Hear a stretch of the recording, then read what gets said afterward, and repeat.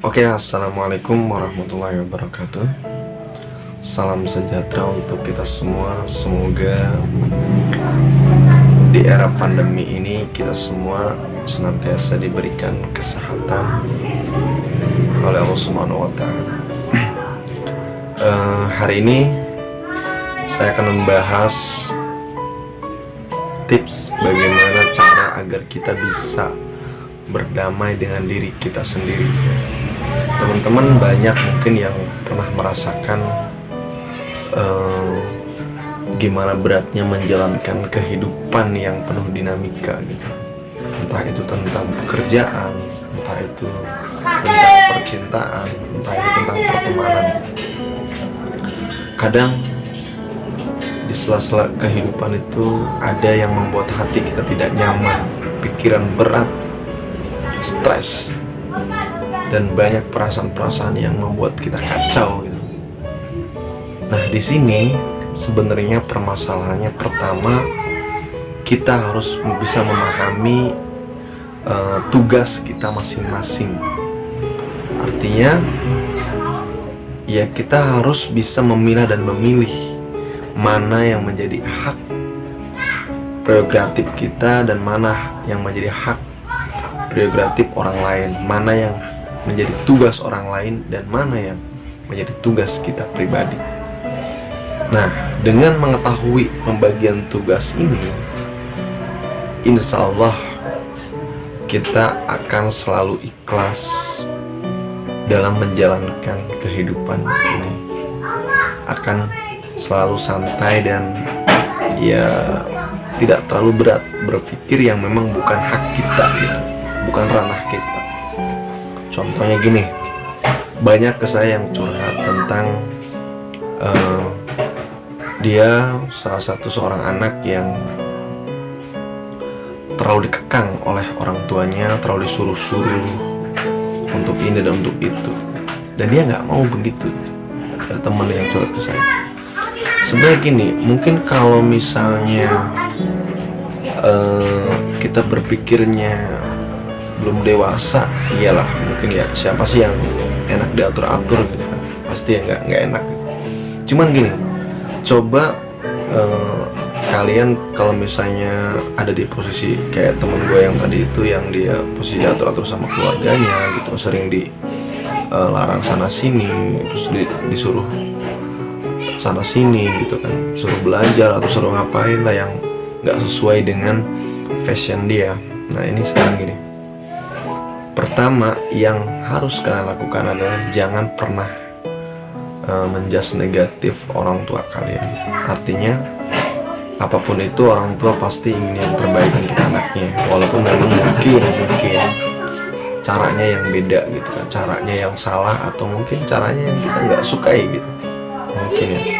Tapi yakinlah, dalam hati yakin bahwa apa yang orang tua inginkan itu pasti selalu yang terbaik untuk anaknya. Itu intinya, biar kalian nggak terlalu negatif thinking sama orang tua. Tetap harus kita berbakti dan positif thinking lah. Nah, itu poinnya. Yang kedua, ketika kalian dapat tekanan atau misalnya disuruh A atau disuruh B sama orang tua, jangan menyalahkan dulu. Coba bayangkan kalian berada di posisi orang tua dan kalian menjadi orang tua dan sudah punya anak. Nah, ketika kalian menjadi seorang orang tua gitu dan punya anak yang pemalas, misalnya tidak mau belajar, pasti kalian juga sama akan menyuruh anak kalian untuk ini, untuk belajar ini, udah macam-macam lah pokoknya. Nah, di sini kita harus bisa menelaah dan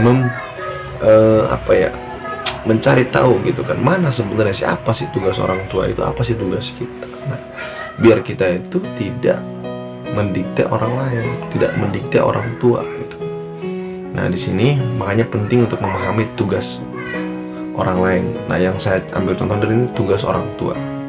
Teman-teman harus paham bahwa tugas orang tua itu adalah mendidik anak-anaknya pasti kan ke arah yang lebih baik gitu kan, mencukupi kebutuhannya sebelum dia nikah lah, sampai nikah. Untuk anak perempuannya itu masih tanggung jawab orang tuanya.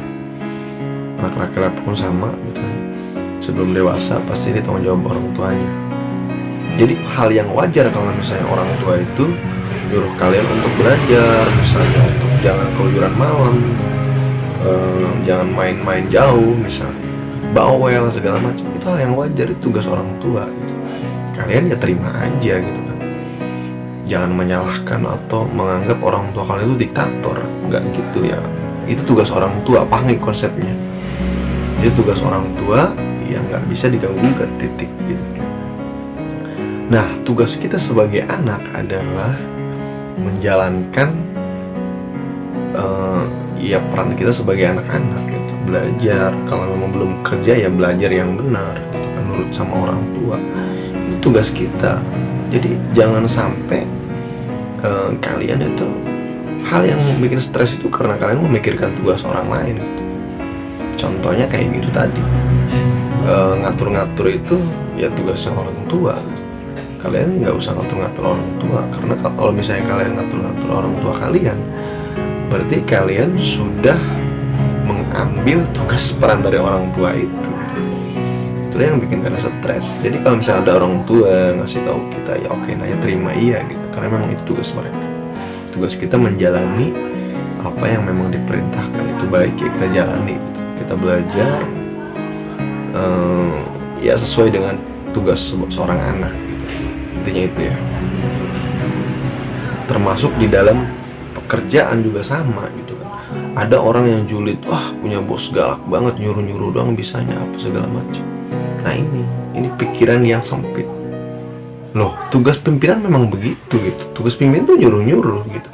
Tugas bawahan yang menjalankan perintah atasan. Kita harus ngerti tugas gitu kan.